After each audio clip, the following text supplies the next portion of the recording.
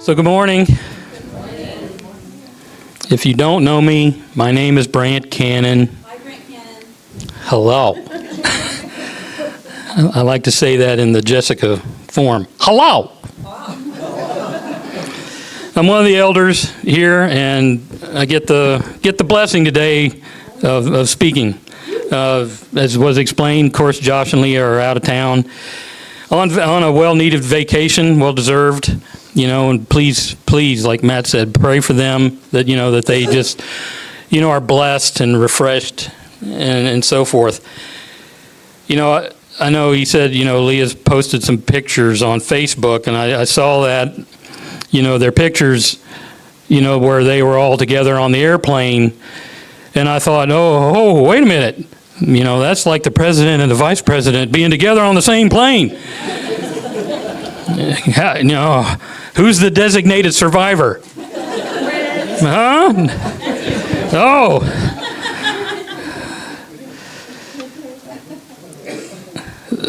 So if you are here for the first time, or if you're tuning in, via the internet, the wonders of technology, please come back.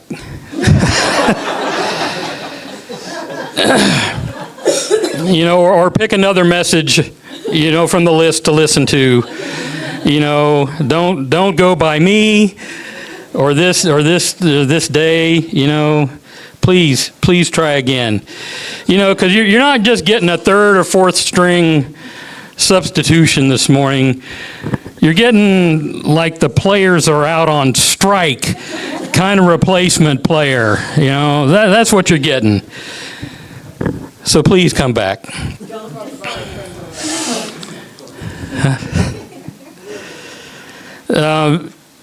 Like I said, we're in the series started last week. Josh kicked it off in 1 Corinthians.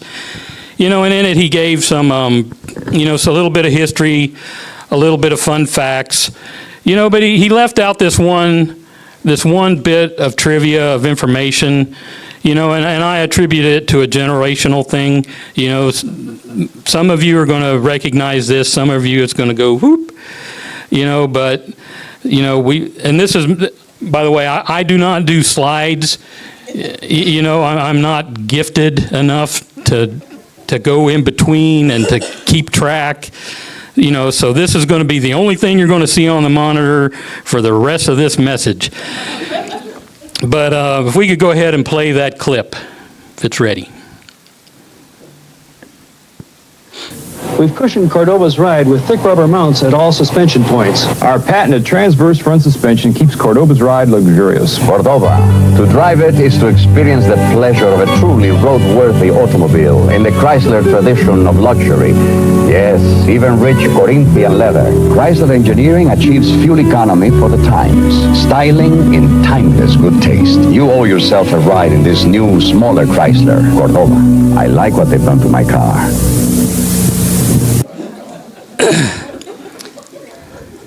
So it's like the most interesting man in the world.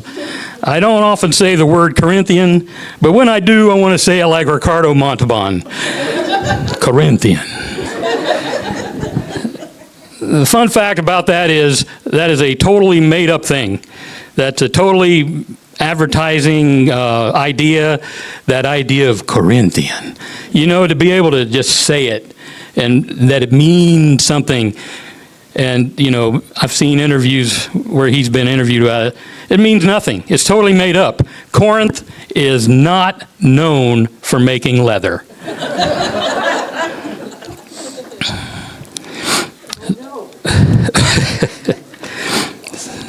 Yes, you've been duped. So let's begin. We're going to progress today. Like I said, Josh kicked it off last week. This series about 1 Corinthians. He was in chapter 1. I encourage you to go back and listen, watch, that message. A lot of good stuff. As I read in chapter 1, I thought, would we even have this book if it wasn't for Chloe's household? in verse 11, it reports that, some people in Chloe's household told Paul, and I read that, I went, Chloe's household need to keep their mouth shut.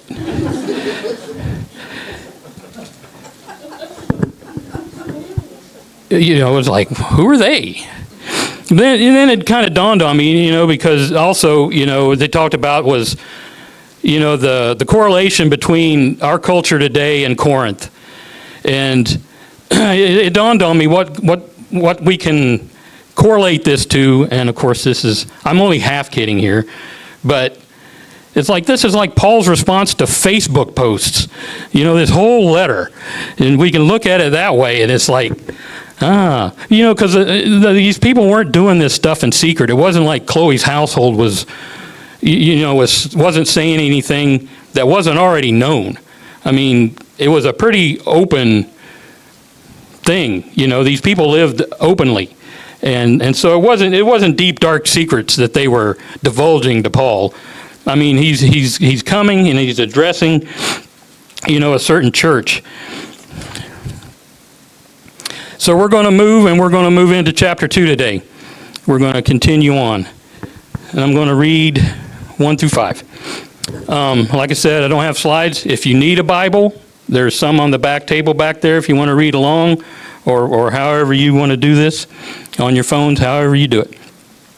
He says, when I came to you, brothers, I did not come with eloquent or superior wisdom, as I proclaimed to you the testimony about God. For I resolved to know nothing while I was with you except Jesus Christ and Him crucified. Best Bible reads to her, Brant. Sorry, I got to Maybe I just should have let that go. For I resolved to know nothing while I was with you except Jesus Christ and Him crucified. I came to you in weakness and fear, and with much trembling. My message and my preaching were not with wise and persuasive words, but with a demonstration of the Spirit's power, so that your faith might not rest on man's wisdom, but on God's power. So, learn from last week, and if you go read anything about, this church at this time, Corinth was a pretty active place. And it had many, many influences. They had, a huge pagan influence.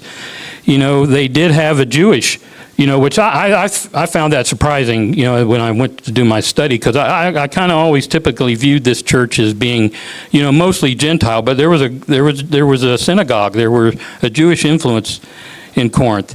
They had Christian influence. They had heretical Christian influence.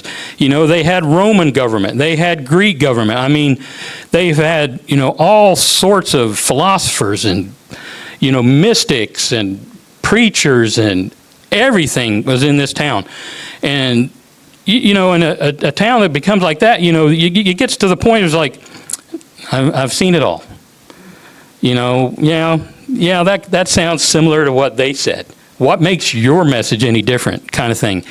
Which in a lot of ways is where we're at today.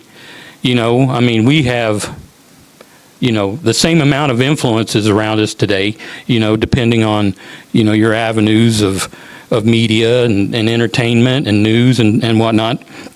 So we can get saturated. So I think what Paul's saying, in this first passage here, he's like, oh man, what am I going to do? And I think he came to the conclusion, he's like, you know what? I'm not even going to try to compete with all that. I'm not even going to come up with a gimmick or a song and dance or an eruditious presentation. I don't even know if that's a real word, but it sounds eruditious.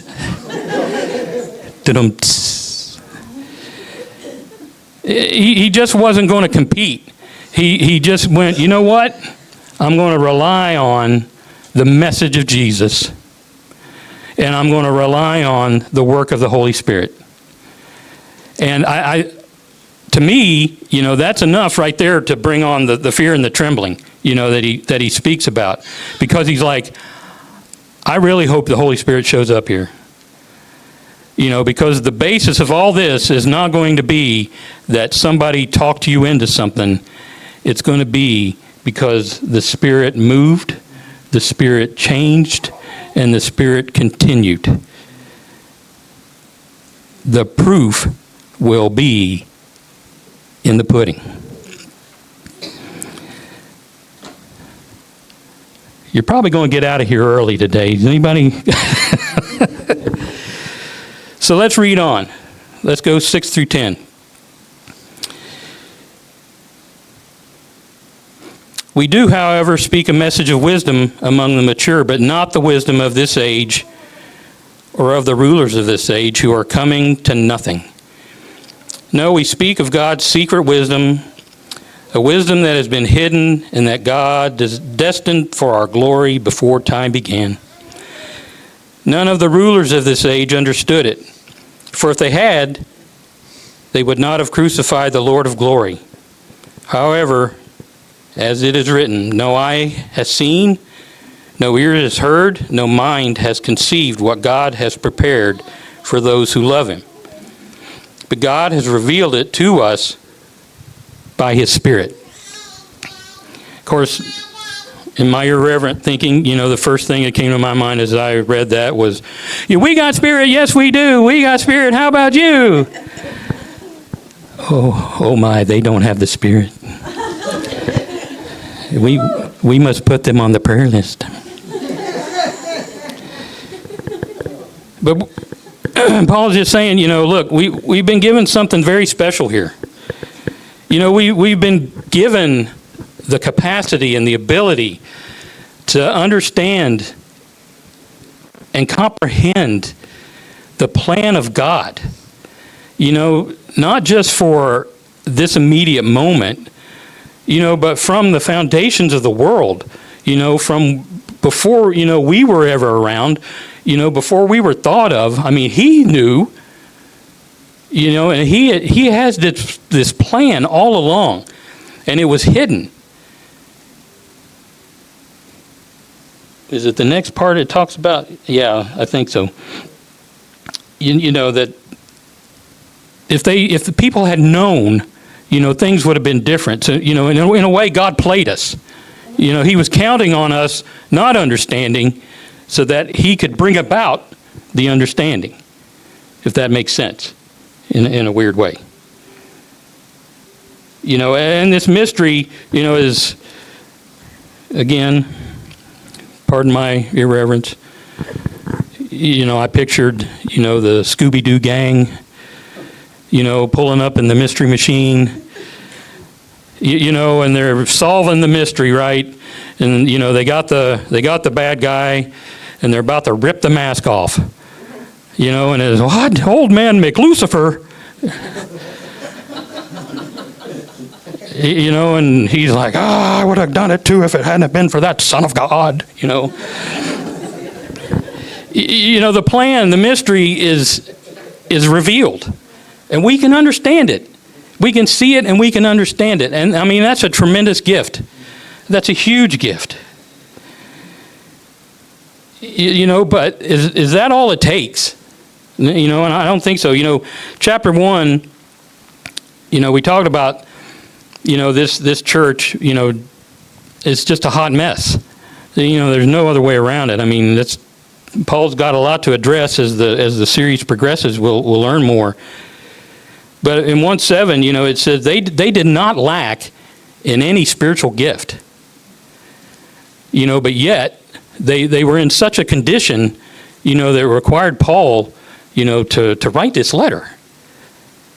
So having the Spirit is not the end all be all. It's part of God's plan. It's part of his gift. It's part of his way.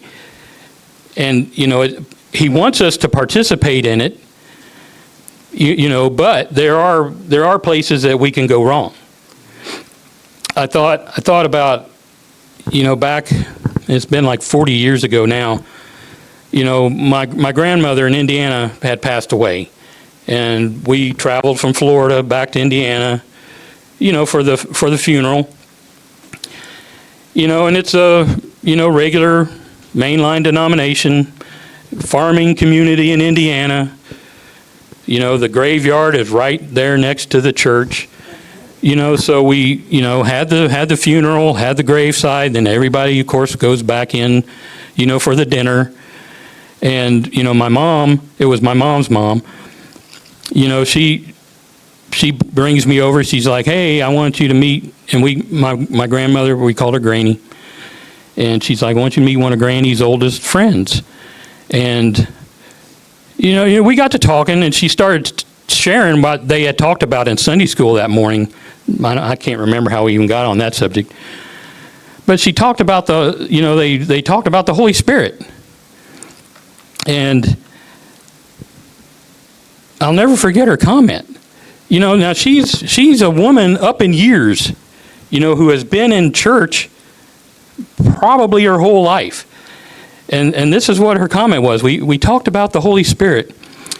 And I guess he's been there all along. And I was like, blah, blah, blah. What? That's crazy. But that's where we can go wrong either way. Over it, too much, or not enough. So let's read on. We'll start back in the middle of verse 10. The Spirit searches all things, even the deep things of God. For who among men knows the thoughts of a man except the man's spirit within him? In the same way, no one knows the thoughts of God except the Spirit of God. We have not received the spirit of the world, but the Spirit who is from God, that we may understand what God has freely given us. This is what we speak, not in words taught us by human wisdom, but in words taught by the Spirit, expressing spiritual truths in spiritual words. The man without the Spirit does not accept the things that come from the Spirit of God, for they are foolishness to him, and he cannot understand them, because they are spiritually discerned. The spiritual man makes judgments about all things, but he himself is not subject to any man's judgment. For who has known the mind of the Lord that he may instruct him? But we have the mind of Christ.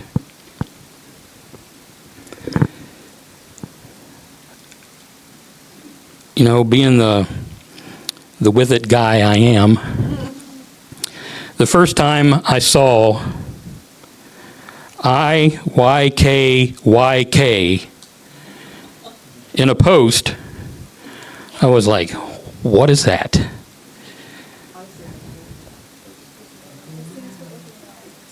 Yeah, well, I had to, dear Google, what does IYKYK mean? Of course, if you know, you know. Well, now I know. Thank you, Google. We think of this sometimes as magic, almost. We're told, we're told two passages here, where we have the Spirit of God, we can understand, and then we're told, we even have another capacity for understanding with knowledge and the mind of Christ. We have his knowledge as well.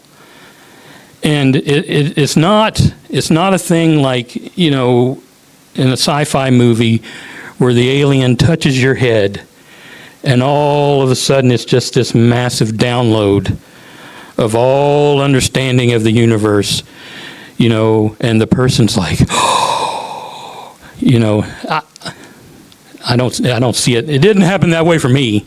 Maybe you won't discount it, but we just can't. We just can't see it all, know it all, understand it all. I want to thank Gus this morning for giving me part of one of my illustrations, because I'm about to give you Brant's theory of child development. All the parents snicker. as we don't have kids. Haven't had the joy of having a child in my house every day, every hour. So I live vicariously through you guys. But these babies, they have things that they are trying to communicate. Gus was communicating this morning from the back room, if you didn't notice. And he is now safe in the arms of his mother. But the baby knows, hey, I need something. And it resorts to the only means of communications it knows. Crying, screaming, whatever, however. It's communicating. There's no words there yet. There is no matriarchal unit. I have defecated in my diaper and am now uncomfortable. Please remedy the situation now. I don't think you get that from your kids. You get the only way they can communicate. And then it's the process of figuring out what's going on and what do we do about it.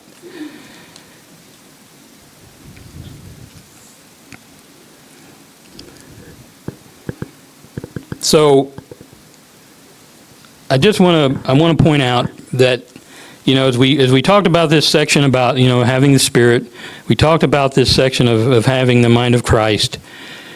Neither one of those things, having neither one of those things, either one of those, is a guarantee of spiritual health or maturity. It's not baked in. That with that it takes time, it takes effort, prayer, spending time with God, spending time with each other, to work these things out.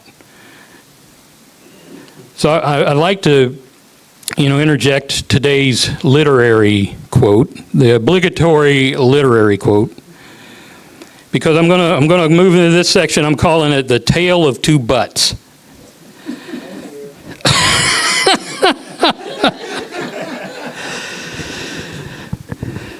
Don't go there. And today's literary quote is not C.S. Lewis, it's not Tolkien, but it is another Brit. So I think, what do you think of when I say tale of two? There we go. So we're going to quote Dickens this morning. It was the best of times, it was the worst of times. It was the age of wisdom, it was the age of foolishness. And I'm like, I think he nailed it. I think this is about Corinthians. So just let the record show that it was Dickens this morning. So, but number one, but God has revealed it to us by His Spirit. We can understand. I mean, I don't know if we understand how big a gift that is. Because without it, how can we relish in the joy of our salvation if we don't know what happened, what has transpired, what God has done for us. That's just a huge gift. Now I have failed at this, because go back to the story about my granny's friend. That occurred. I was 19 or 20 years old. And, by that alone, I knew everything. And plus, on top of that, I had come off of, my life-changing experience with God, where I received this understanding. I received the Spirit. I knew it because I tell you what, my eyes were opened. But what did I do? I looked down on her.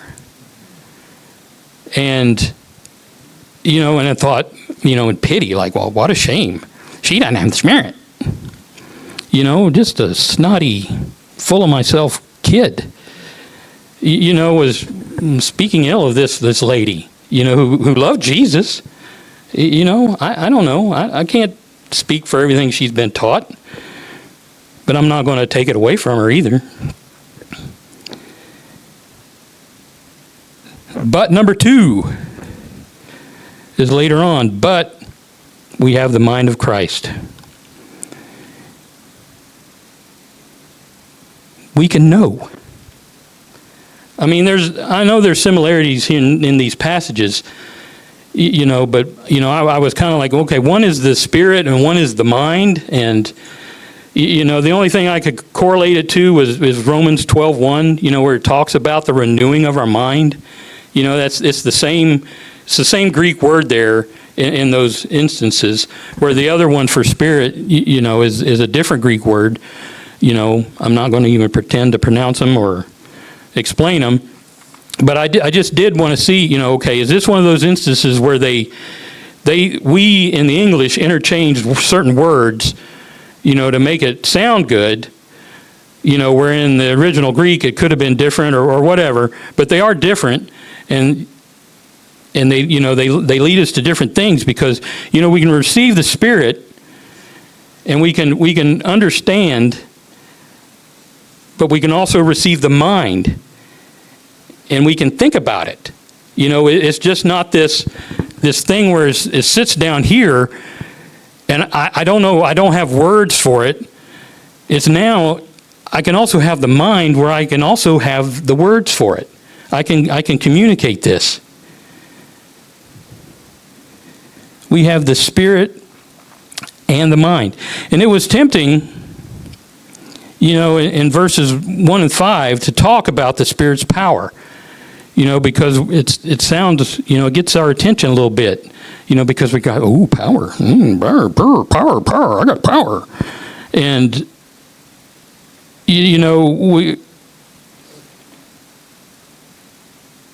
sometimes, our hyped or our fascination of the gifts, don't serve us well. Because there's something that gets out of balance. And, like I said, as the book progresses, this letter, Paul has to address some of this stuff. So there was that temptation, well, I'll get to that in a minute.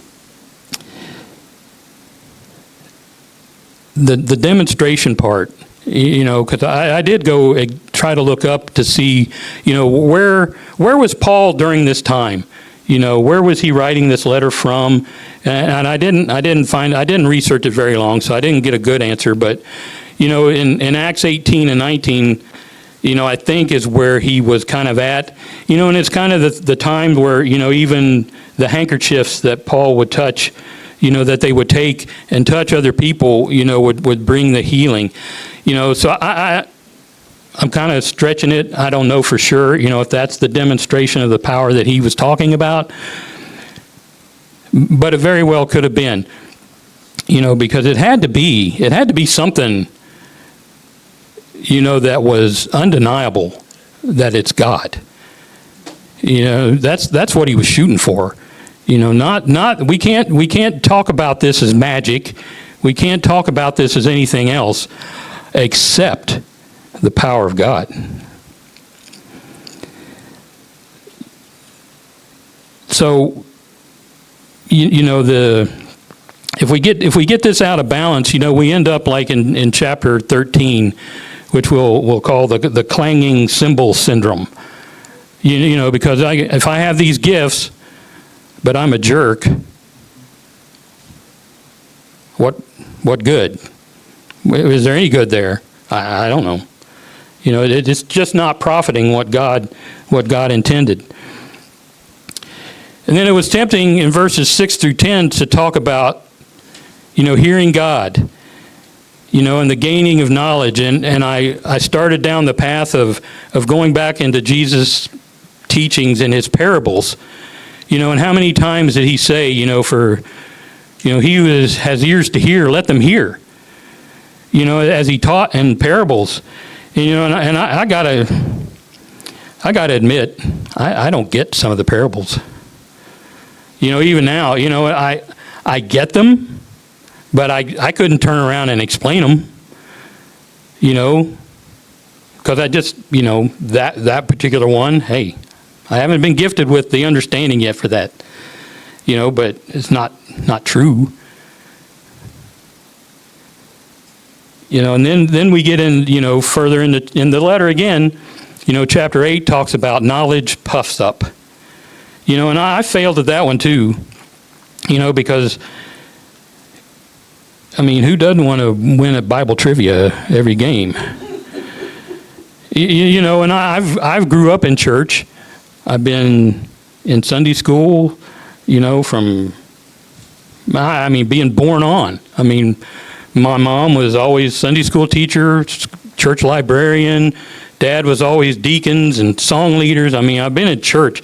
I knew how to lead you to the Lord before I knew the Lord myself. If that makes sense.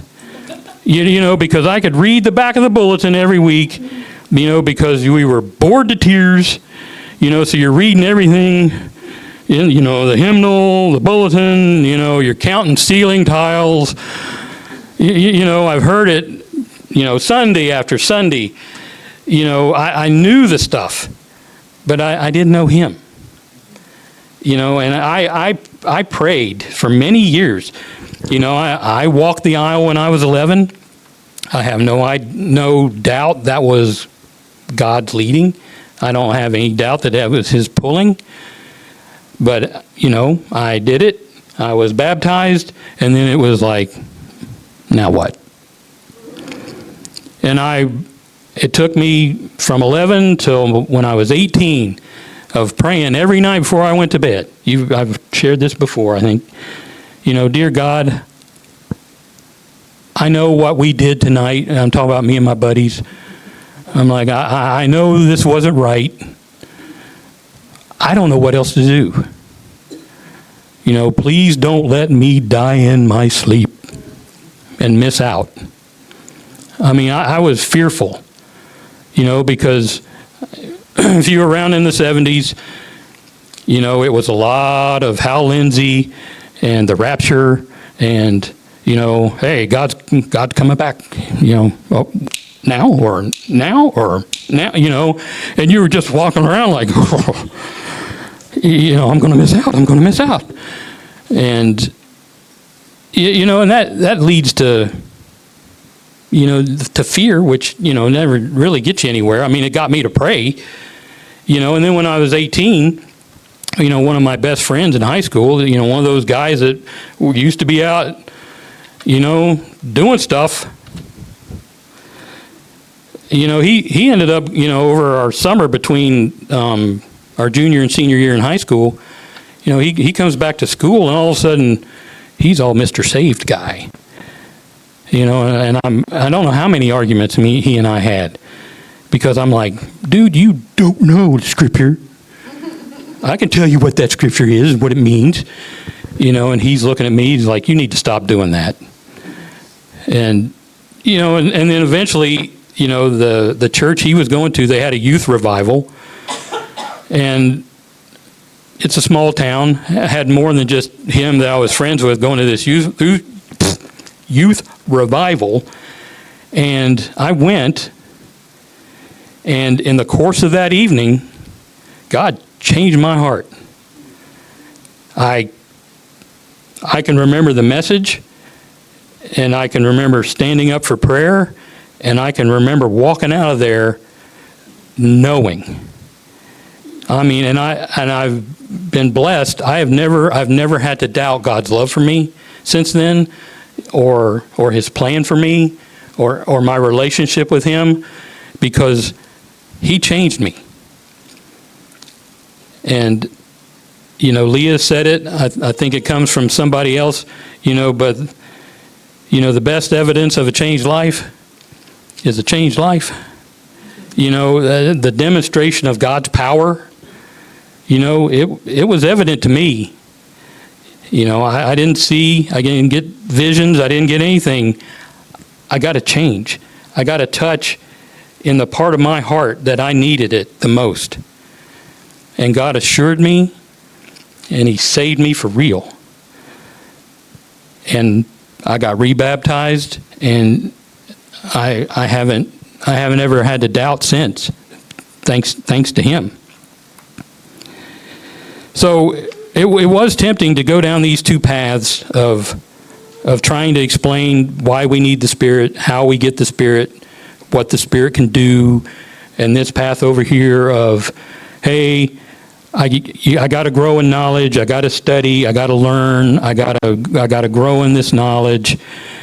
You know, it was tempting to go down those two paths with this passage, but I don't think that's what Paul was getting at here, because if we remember, you know, this is sandwiched, chapter 2 between chapter 1 and chapter 3. If you read them together, you know, you have to take them as a whole thought. You know, Paul's still working out this whole thought, and he's talking about, you know, divisions and things like that. I can't quote the good quote now. It went from my head. You know, from Josh's message last week about, you know, I think it was divisions dilute the power of God. You know, and that's true.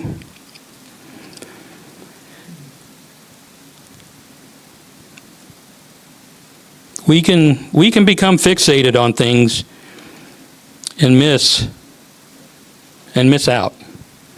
You know, we can become too focused, too worried, you know, about certain things and miss out on the true power of God.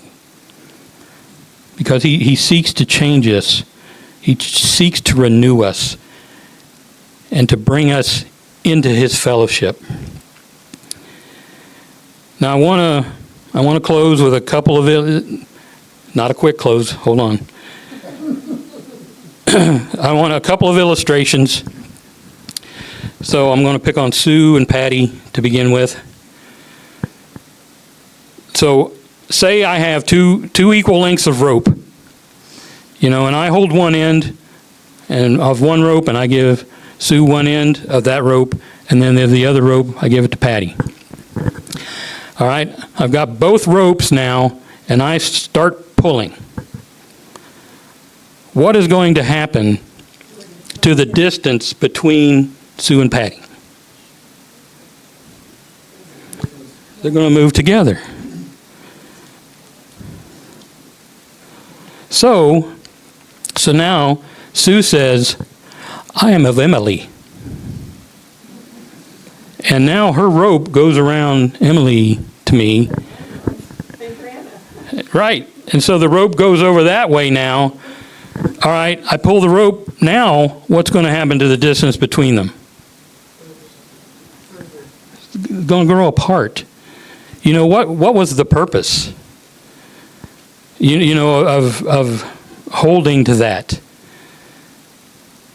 You know, it just are you going to eventually both get to Jesus? Yeah. You know, but was it what he wanted? Was it his design that you had to go around these serpentines that we build in our lives, you know, for the rope to get pulled to get to him? Or does he want, hey, I've given you my spirit, I've given you my mind, you know, can you just come to me? The second illustration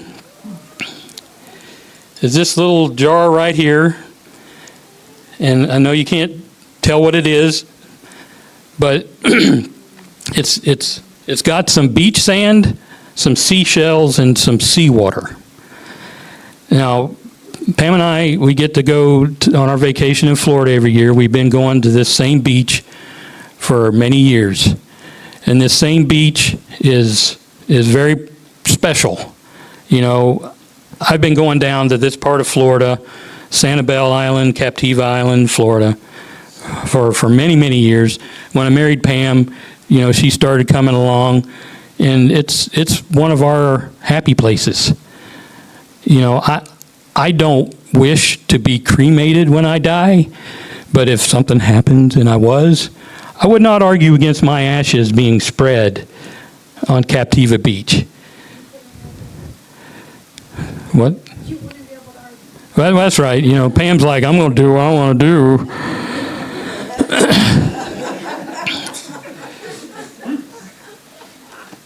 You know, I want to be buried, and I want a big old monument. You know, just as Brant Cannon, he tried.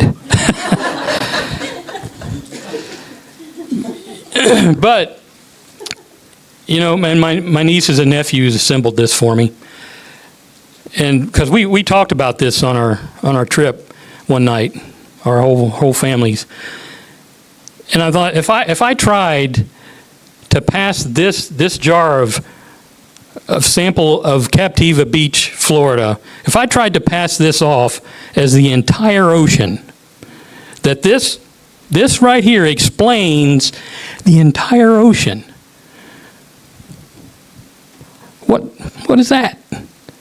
You know, number one, I think all I've done is I've proved my ignorance.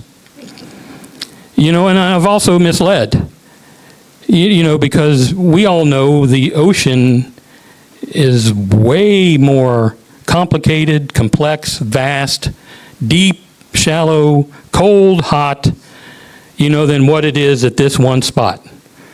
But I can plant my flag here and go, nope, this is the beach. Wherever you're at it, that ain't the beach, this is the beach. And so, you know, we have to be careful, you know, of planting our flag, you know, of picking a camp, you know, whether it be a theological camp, a philosophical camp, you know, an I follow Josh, I follow Leah camp. You know, any of that, you know, just sabotages us getting the spirit and the mind. We just trip ourselves up. So as before, we're going to do Lord's table here in a minute, in ministry time. I just want to close with this, just with some questions. You know, what is our Paul? What is our Apollos? You know, what have we hitched our wagon to? You know, that starts off good,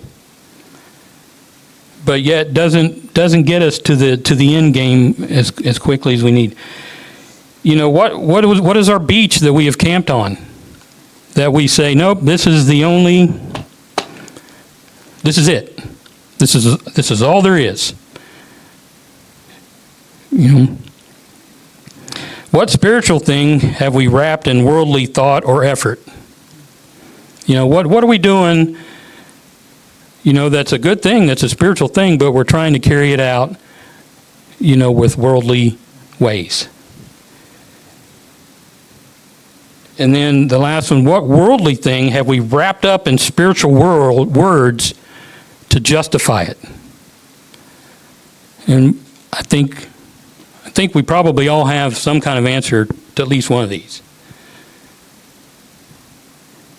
You know, because we're fallible. I mean, we're finite. We can't see it all at the same time. So we have to choose paths sometimes. I get that. And, you know, but is it the path the Lord has for you? You know, to walk down, to learn from that path for that time. You know, and not to say, I'm on this path the rest of my life. You know, but to daily, you know, walk in the Spirit, to daily seek, you know, the mind of Christ. So as we come to the Lord's table today, you know, like I said, you know, 1 Corinthians is going to move on, you know, next week. You know, we're going to be back, you know, for a little bit about Paul and Apollos and the divisions again. You know, so, you know, keep this in mind as this letter progresses, you know, that Paul's trying to pastor this bunch. And he's trying to bring them along. He's fighting for them. You know, he sees these influences, and he really, really wants them, to walk with God, to understand God, to hear and to see God.